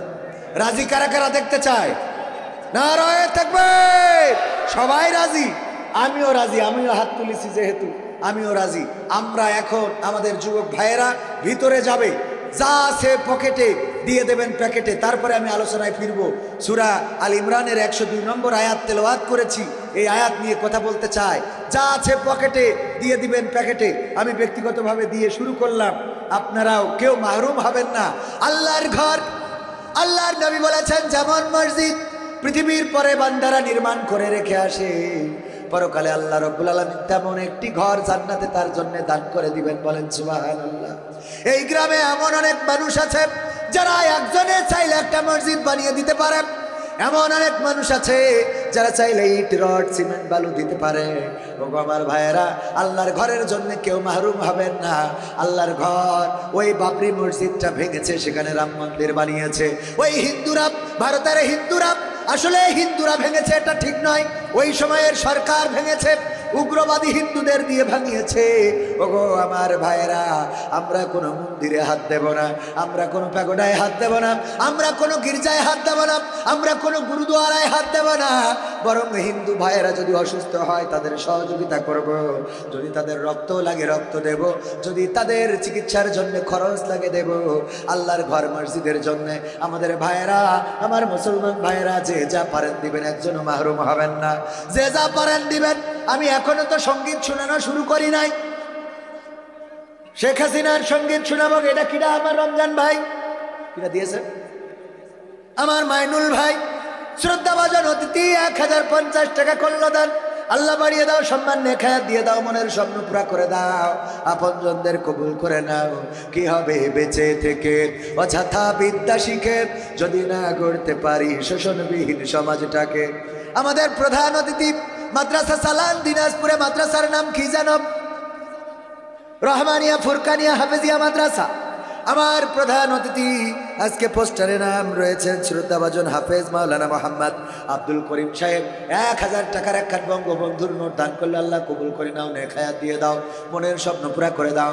আর কেউ কি আছেন? Cement 10 bag, 20 bag, 50 bag cement. এই গ্রামে অনেক বড় মা, বড় বড় ধনীওয়ালা, টাকাওয়ালা ধনী মানুষ আছে, কেউ যদি দিতে পারেন মসজিদের জন্য 10টা ব্যাগ সিমেন্ট দেওয়ার মতো কোন আল্লাহর বান্দা আছেন নাকি? আমি মুসাফির মানুষ, দোয়া করে দেব 10 ব্যাগ সিমেন্ট দেওয়ার মতো কোন আল্লাহর বান্দা আছেন? একজনও মাহরুম হবেন না। পকেটে যা আছে প্যাকেটে দিবেন। আমার মা বোনেরা, আপনাদের কাছে প্যাকেট গেছে, আপনারাও দিবেন। আমার ভাইয়েরা, আমার শ্রদ্ধাভাজন নেতারা, এই গ্রামের যারা আছেন বড় বড় মানুষগুলো, আলতাফ হোসেন ভাই 500 টাকা করলো দান, আল্লাহ বাড়িয়ে দাও সম্মান। আপনজন যারা কবরে, কবরগুলো ক্ষমা করো। ওগো আমার ভাইয়েরা, অনেকের মা নাই, বাবা নাই, আপনজন নাই, কবর দেশের বাসিন্দা, তাদের জন্য তাদের রুহের মাগফিরাত কামনায় একটা লুঙ্গি কিনতে গেলে 500 টাকা লাগতো, একটা শাড়ি কিনতে গেলে 1000 টাকা লাগতো। এমন কেউ কি আছেন ওই মৃত মায়ের নামে বাবার নামে 1 ব্যাগ 2 ব্যাগ সিমেন্ট দান করবেন? 1-2 ব্যাগ সিমেন্ট দেওয়ার মতো কেউ কি আছেন? 5 ব্যাগ 10 ব্যাগ সিমেন্ট। আমার ভাইয়েরা বললে এই গ্রামে অনেক বড় লোক, অনেক টাকাওয়ালা আছে, এই টাকাওয়ালারা 10 ব্যাগ সিমেন্ট 20 ব্যাগ সিমেন্ট আল্লাহর ঘরে দেওয়ার জন্য কেউ কি আছেন? আছেন? একটু নাম বললে আমি মুসাফির মানুষ, দোয়া করে দেব। মা জননী নাই, বাবা নাই, চিরজন্মের মতো বিদায় নিয়েছে, আর মা জননী আপনার কাছে এসে বলে না খোকা ওষুধ কেনার টাকা দাও, বাবা বলে না লুঙ্গি ছিঁড়ে গেছে এনে দাও। এই মা বাবা যাদের নাই, মা বাবার নামে 1-2টা ব্যাগ সিমেন্ট কি মসজিদের জন্য দেয়া যাবে না? একটু নামটা লিখিয়ে দিতে পারেন, দোয়া করে দেব। আমি মুসাফির মানুষ, দোয়া করব। আছেন কেউ? আছেন সিমেন্ট দেওয়ার মতো? এই মানসিকতা নাই আমাদের। 5 ব্যাগ সিমেন্ট দেওয়ার মতো কেউ নাই। পবিত্র কোরআনের পারা কয়টা? কয়টা পারা? 30টা পারা। আমি কোরআনের ইজ্জতে, কোরআনের সম্মানে, কোরআনকে যদি ভালোবাসেন, আমি 30টা ব্যাগ সিমেন্ট আপনাদের কাছে দাবি করছি মসজিদের জন্য। 1 ব্যাগ করে দিলে 30 জন লাগবে, 2 ব্যাগ করে দিলে 15 জন, আর 10 ব্যাগ করে দিলে 3 জন। আপনারা বোঝেন যে কয়জনে দেবেন? 1 ব্যাগ করে দিলে 30 জন। আচ্ছা 1 ব্যাগ দিয়ে শুরু করেন, গরিবরা শুরু করেন। কোন একজন গরিব মানুষ 1 ব্যাগ দেন। ওই যে আমার চাচা যান কয় ব্যাগ? 1 ব্যাগ। নাম কি? হ্যাঁ, মকবুল হোসেন। মকবুল হোসেন না রয়ে থাকবে। প্রথম পাড়ার সম্মানে 1 ব্যাগ সিমেন্ট করলো দান। আল্লাহ বাড়িয়ে দাও, সম্মান দেখায় দিয়ে দাও, মনের স্বপ্ন পুরা করে দাও, আপনজন যারা কবরে ক্ষমা করে দাও। 2 নম্বর পাড়ার 2 নম্বর নাম কি? বাবুল ভাই না রয়ে থাকবে। বাবুল ভাই 1 ব্যাগ সিমেন্ট করলো দান। আল্লাহ বাড়িয়ে দাও, সম্মান দেখায় দাও, আপনজন যারা কবরে ক্ষমা করে। নাম কি 3 নম্বর? হ্যাঁ, মোজাহার আলী। মোজাহার আলী না রয়ে থাকবে। মোজাহার আলী 1 ব্যাগ।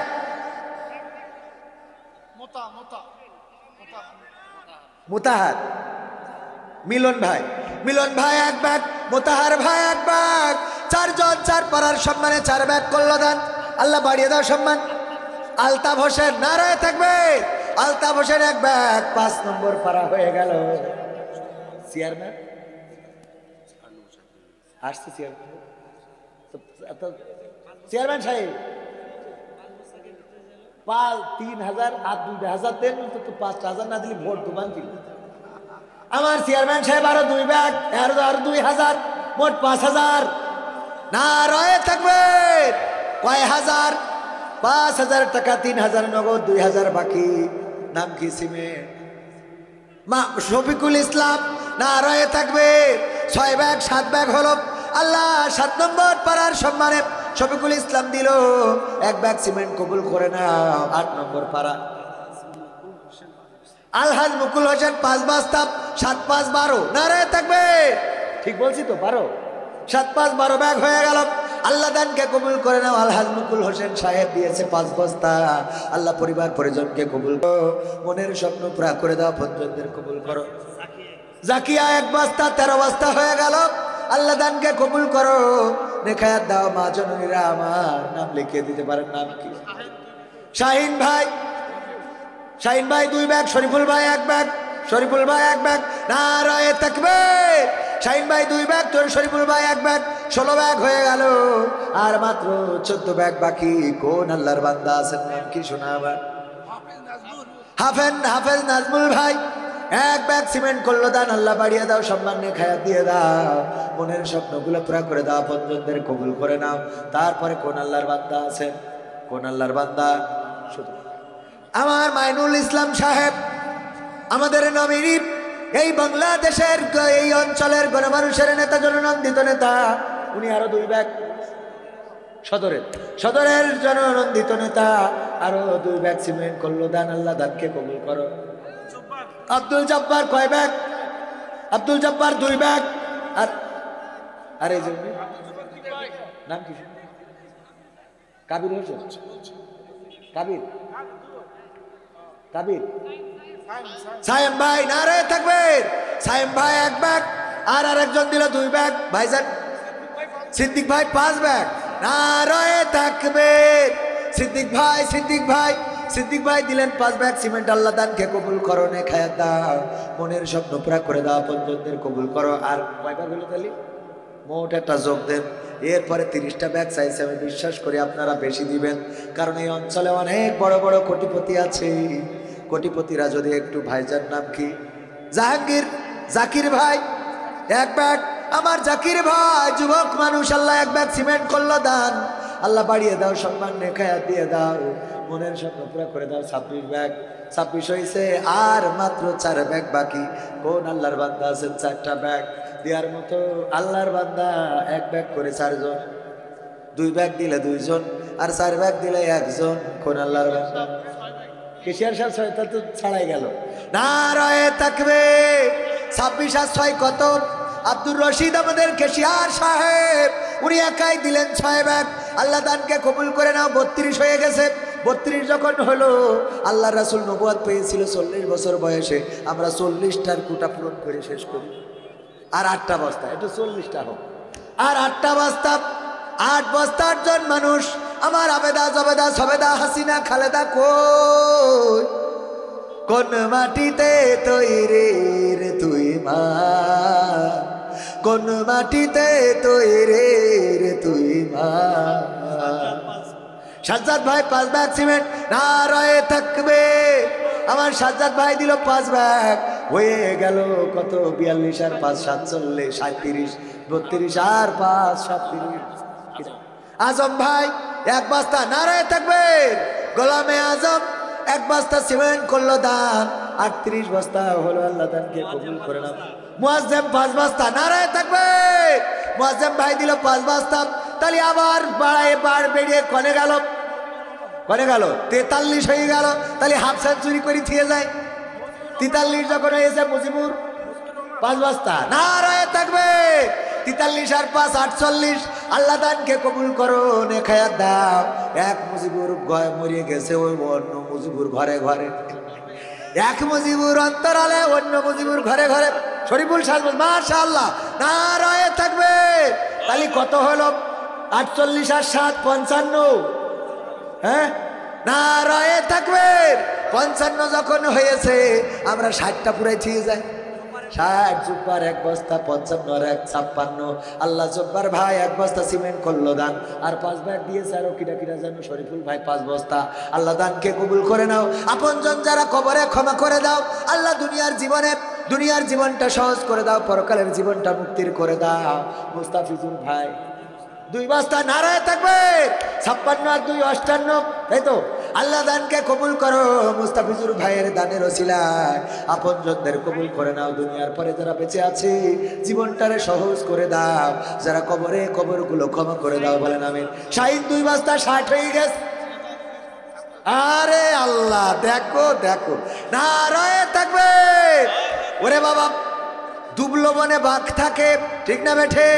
দেখেন, যখন টাকা চাইছি, টাকায় আমায় মানুষ চিনাইছে। ওরে টাকায় আমায় মানুষ চিনাইছে। এই টাকার জন্যে প্যান্ডেল আমার ফাঁকা করেছে। টাকায় আমায় মানুষ চিনাইছে। তাহলে 10 বস্তা দিল কিডা? রেজাউল ভাই। নারায়ে তাকবীর। টাকা চাইলাম, যারা ফাঁকিবাজ তারা উঠে গেছে, আর যারা ফাঁকিবাজ না থাকলেও বসে আছে, এরা আল্লাহর খাতায় এদের নাম আছে না নাই? আপনি বসে আছেন, এটাই আপনার নাজাতের ওসিলা হবে। সবাই চলে গেলে মনে হয়তো একেবারে কেউই নাই। আছেন তো, টাকা চাইলাম চলে গেলেন। রক্ত চাইলে দিতে রাজি। মুকাররম ভাই 2 বস্তা মোট যোগ দেন। মুকাররম ভাই 2 বস্তা। আল্লাহ দানকে কবুল করুন। শামসুল ভাই ঢাকাপাড়া 1 বস্তা দেবো। দাঙ্গাপাড়া মানে মারামারি করে থাকে, তাহলে 1 বস্তায় ঠিক আছে। নারায়ে তাকবীর। না হলে আমার সাথে কি দাঙ্গা বাঁধাবে? 1 বস্তা দিল দাঙ্গাপাড়া থেকে ফারুক ভাই। 1 বস্তা। আল্লাহ দানকে কবুল করে যোগ দেন। ফারুক ভাই 1 বস্তা। আল্লাহ দানকে কবুল করে নাও, নেখায়াত দিয়ে দাও, মনের স্বপ্ন পুরা করো, আপনজনদের কবুল করো। আমার লেখা বই আছে, আমি যে প্রশ্নোত্তর পর্ব করি, কুইজ করি, গানের বই যারা চান নিতে পারেন। জাকির, জিকির, আমরা তো জিকিরই করি। মনে আছে না নাই আমার জিকির ভাই? নারায়ে তাকবীর। জিকির ভাই দিল 3 বাস্তা। আল্লাহ জিকির ভাইয়ের দানকে কবুল করে নাও, সে যেন তোমার ফিকির করে তৌফিক দিয়ে দাও। আপনজন যারা কবরে ক্ষমা করে দাও। আল্লাহ যারা বেঁচে আছে তুমি তাদের নেখায়াত দান করে দাও। আমল নামা পরকালে ডান হাতে দিয়ে দিও। ওগো আল্লাহ মুসিবত থেকে মুক্তি রেখো, মুক্ত রেখো। তারপরে কোন আল্লাহর বান্দা আছে খুব তাড়াতাড়ি করে যোগ দেন, যোগ দেন, যোগ দেন, ওরা দেখতে চায়। যোগ দিয়ে লিখে রাখেন। তারপরে কোন আল্লাহর বান্দা আর কেউ আছে? আমি একটু যোগ দিয়ে তারপরে একটা অঙ্ক বুঝতে পারবো যে কত দরকার।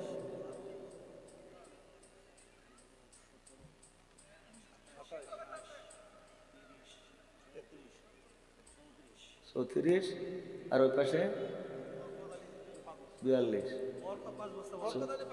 বরকত আলী 5 বস্তা। তাহলে 34 আর 42 কত হয়? 34 আর 42 76।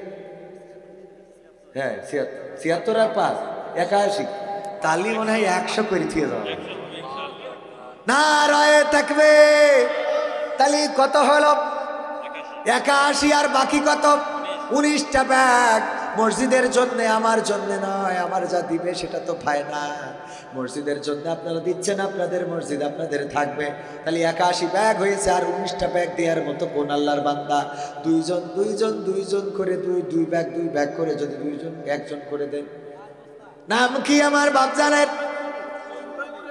তৈমুর আলী। নারায়ে তাকবীর। বলেছি না দুবলবনে বাঘ থাকে। প্রথমে কত বললাম? 10 ব্যাগ, 5 ব্যাগ, 2 ব্যাগ, কেউ রাজি হয় না। এখন আমার বাপজান তৈমুর আলী 5 ব্যাগ করলেন দান, 86 ব্যাগ হয়ে গেল। আল্লাহ দানকে কবুল করো। আল্লাহ আপনজন যারা কবরে ক্ষমা করো। আল্লাহ দুনিয়ার জীবনটা সহজ করে দাও। ওগো আল্লাহ মা বাবা দাদা দাদি নানা নানি যারা কবরে, আল্লাহ একসাথে জান্নাতে বসবাসের তৌফিক দান করে দিও, বলেন আমিন। তারপরে আর 16টা, 86 হয়েছে আর 14টা। 86 হয়েছে আর 14টা। আর 14 ব্যাগ। এ সেঞ্চুরি না করি যাবো না, খালি সাকিব আল হাসান পারবে কেন? আমরাও করতে পারি না। আমরা সিমেন্টে করবো, ওরা রান দিয়ে করে। আর কোন আল্লাহর বান্দা আছেন 5 ব্যাগ 10 ব্যাগ? আমার মা বোনেরাও নাম লিখিয়ে দিতে পারেন। আমার মা বোনেরা আবেদা জবেদা সবেদা কোন মাটিতে তৈরি রে তুই মা? হ্যাঁ মহিরুদ্দিন 1 বস্তা। তাহলে 86 87 হয়ে গেল। আল্লাহ দানকে কবুল করে নাও, নেখায়াত দাও, মনের স্বপ্ন পুরা করে দাও। আমার মা বোনেরা যারা এসেছেন মুয়াজ্জিনও দিচ্ছে, মোটে দিন চলে না তাও দিচ্ছে। নারায়ে তাকবীর। মুয়াজ্জিন দিল 2 বস্তা। আল্লাহ দানকে কবুল করে নাও।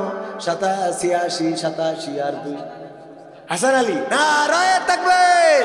হাসান আলী দিল 2 বস্তা। আল্লাহ দানকে কবুল করো, নেখায়াত দান করে দাও, মনের স্বপ্ন পুরা করে দাও, আপনজনদের কবুল করে নাও। ও আল্লাহ দানের ওসিলায় যারা চিরজনমের মতো বিদায় নিয়েছি কবরগুলো ক্ষমা করে দাও, বলেন আমিন। তাহলে আর কয়টা বাকি? আর কয়টা বাকি আছে? 9টা না 11টা? আর কয়টা বাকি? আর মনে হয় 11-12টা বাকি। আল্লাহ দানকে কবুল করে না। আর কয়টা বাকি? হ্যাঁ খুব তাড়াতাড়ি।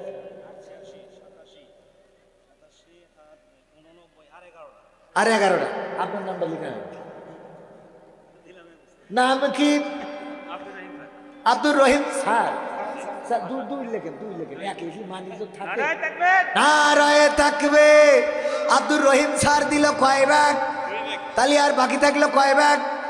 9 ব্যাগ। আর কার নাম লিখাই না দিয়েছে? হুজুরের নাম আলামিন ভাইয়ের নাম লেখেন নাই। খাতায় নিজের নাম না থাকলে হাসির মোটে বিপদে পড়ে যাবে। আমার আলামিন ভাই আপনি 9 কেন? আপনি 10টা দেবেন, একটা আবার ঘাটতি থাকবে। নারায়ে তাকবীর, লিল্লাহি তাকবীর। আমার শামসুল ভাই কয় ব্যাগ? 10 ব্যাগ। কাই করলো দান, আল্লাহ বাড়িয়ে দাও সম্মান, নেখায়াত দাও, মনের স্বপ্ন পুরা করে দাও। আমার মা বোনেরাও এসেছিলেন অল্প সময়। আমি ছোট মানুষ, ওয়াজ করা কি বললো হুজুর এই যে সিরকুট দিলে কালেকশন, মানে আমার কালেকশন। ওয়াজ করবো না, কালেকশন করবো না, গান শোনাবো, কোন দিকে যাবো না? ওবায়দুল কাদেরের কথা কব। জ্বালা শেষ আছে, সময় অল্প। সময় কতটুক? আসর থেকে মাগরিব অল্প সময়, না মা বোনদের জন্য কথা বলতে পারলাম না, পুরুষদের জন্য না যুবকদের জন্য। রাতে যদি মাহফিল হইতো সময়টা বেশি পাওয়া যায়। আমার মা বোনেরা আল্লাহ বলেছে ওয়াকরনা ফি বুয়ুতিকুন্না ওয়ালা তাবাররাজনা তাবাররুজাল জাহিলিয়াতিল উলা, ওগো নারীরা পর্দার মধ্যে থাকো, জাহিলি যুগের মেয়েদের মতো সেজে গুজে নিজেদেরকে প্রদর্শন করে বেড়ায়ও না। আমার মা বোনেরা দয়া করে, আমার মা বোনেরা পর্দা করবেন, সাজুগুজু করে মানুষদেরকে দেখায় বেড়াবেন না। কোরআন হাদিসের আলোকে বিষয়ভিত্তিক জরুরি প্রশ্ন উত্তর ও 100টি মহামূল্যবান বাণী নামাজের জরুরি বিষয়ের প্রশ্ন উত্তর সহ লেখক মুহাম্মদ মাওলানা মোস্তফা কামাল সাহেব 20 টাকা করে হাদিয়া আপনারা নিতে পারেন। আমাদের ভাইজানের কাছে আছে, সংগ্রহ করতে পারেন। 101 বস্তা চাইলাম 30 হয়ে গেল, 33 নয় তারও বেশি। খুশি আপনারা? তাহলে কি মুনাজাত করবো? মায়েদের জন্য একটা গান শুনে মুনাজাত। হ্যাঁ, হাত তুলে মা চাঁদ দেখাতে শোনাতে তুমি ঘুম পাড়ানির গান, সেই তুমি মা একলা একা কেমনে হলে এতটা পাষাণ। হাত তুলে মা চাঁদ দেখাতে শোনাতে তুমি ঘুম পাড়ানির গান, সেই তুমি মা একলা একা কেমনে হলে এতটা পাষাণ। আমি তো কাঁদি দিবানিশি, তুমি তো মাগো পরবাসী। আমি তো কাঁদি দিবানিশি, তুমি তো মাগো পরবাসী। তোমার তরে অন্তর জলে পড়ে আমার প্রাণ। হাত তুলে মা চাঁদ দেখাতে শোনাতে তুমি ঘুম পাড়ানির গান, সেই তুমি মা একলা একা কেমনে হলে এতটা পাষাণ। দুধ মাখা ভাত খাইয়ে দিতে অনেক আদর মেখে, আমার সুখে হাসতে তুমি কাঁদতে দুঃখ দেখে মাগো। দুধ মাখা ভাত খাইয়ে দিতে অনেক আদর মেখে, সে আমি মা থাকি যে প্রবাসে, সবই আছে নেই মা তুমি পাশে। সে আমি মা থাকি যে প্রবাসে মাগো, সবই আছে নেই মা তুমি পাশে। তুমি তোমা ঘুমিয়ে আছো ওই যে বাঁশবাগান, হাত তুলে মা চাঁদ দেখাতে শোনাতে তুমি ঘুম পাড়ানির গান, সেই তুমি মা একলা একা কেমনে হলে এতটা পাষাণ। তোমার ছেলে অনেক বড় হবে, দুঃখে ভরা সংসার তোমার সুখে ভরে দেবে মাগো। তোমার ছেলে অনেক বড় হবে, এই তো আশা ছিল তোমার বুকে, তবে তুমি ঘুমালে সে কোন সুখে। এই তো আশা ছিল তোমার বুকে মাগো, তবে তুমি ঘুমালে সে কোন সুখে। তুমি ছাড়া শূন্য আমার সুখেরই বাগান, হাত তুলে মা চাঁদ দেখাতে শোনাতে তুমি ঘুম পাড়ানির গান, সেই তুমি মা একলা একা কেমনে হলে এতটা পাষাণ। প্রবাসেতে থাকি মাগো দিন তো কেটে যাই, গভীর রাতে তোমার স্মৃতি আমাকে কাঁদায় ও মা। প্রবাসেতে থাকি মাগো দিন তো কেটে যাই বিদেশ থেকে ফিরলে দেশে মাগো তোমার আদর স্নেহ নায়ার পাবো বিদেশ থেকে ফিরলে দেশে মাগো তোমার আদর স্নেহ নায়ার পাবো তুমি তোমা হতে পারো না এতটা পাষাণ হাত তুলে মা চাঁদ দেখাতে শোনাতে তুমি ঘুম পাড়ানির গান সেই তুমি মা একলা একা কেমনে হলে এতটা পাষাণ মা গো